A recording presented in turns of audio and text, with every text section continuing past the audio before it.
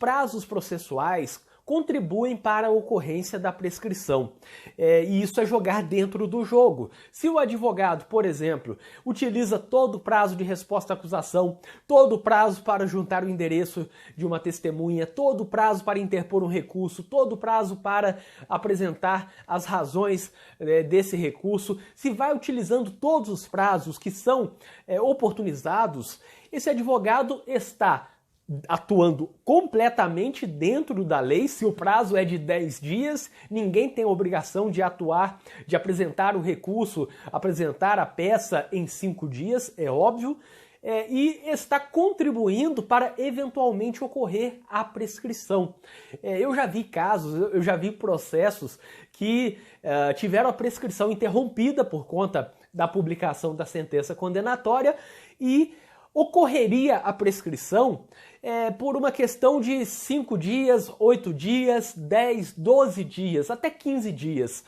Se o processo atrasasse mais 10 dias, ocorreria a prescrição. Mas saiu a publicação da sentença e, portanto, interrompeu a prescrição e aí não ocorreu a prescrição por uma coisa de 10, 8, 12 dias apenas. Se o advogado tivesse utilizado todos os dias da resposta à acusação, se tivesse utilizado todos os dias para apresentação de memoriais e até tivesse passado um pouco do prazo de apresentação de memoriais, como o Ministério Público muitas vezes faz, o prazo é de 5 dias, mas há promotores que apresentam em 1 mês, considerando que a apresentação de memoriais é um prazo impróprio, é um prazo que não tem consequência se é ultrapassado.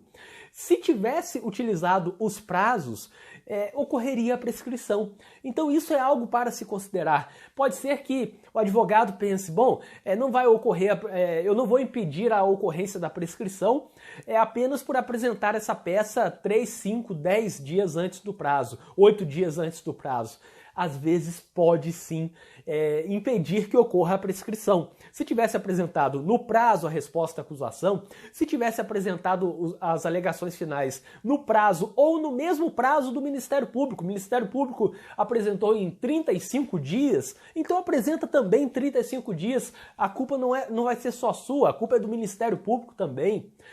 Ou se, por exemplo, o advogado não tivesse juntado a procuração lá no início para a resposta à acusação, o processo iria para a Defensoria Pública e aí o advogado poderia juntar a procuração e apresentar a resposta à acusação. Às vezes eu já vi isso, eu nunca fiz, mas eu já vi advogados que utilizando esse mecanismo de não apresentar a resposta à acusação no prazo, esperar o juiz despachar para dar vista à Defensoria Pública, ganharam 1 mês, 2 meses, nesse tempo que foi citado, passou o prazo de 10 dias, não juntou a procuração, não juntou a resposta à acusação, demorou, foi para o juiz mandou intimar a Defensoria Pública, foi para a Defensoria Pública que só pegou o processo 1 semana depois, e aí o advogado junta a procuração, coisa de 2 meses depois do prazo da resposta à acusação e apresenta a resposta à acusação agora, quando ainda é cabível, considerando que é peça obrigatória.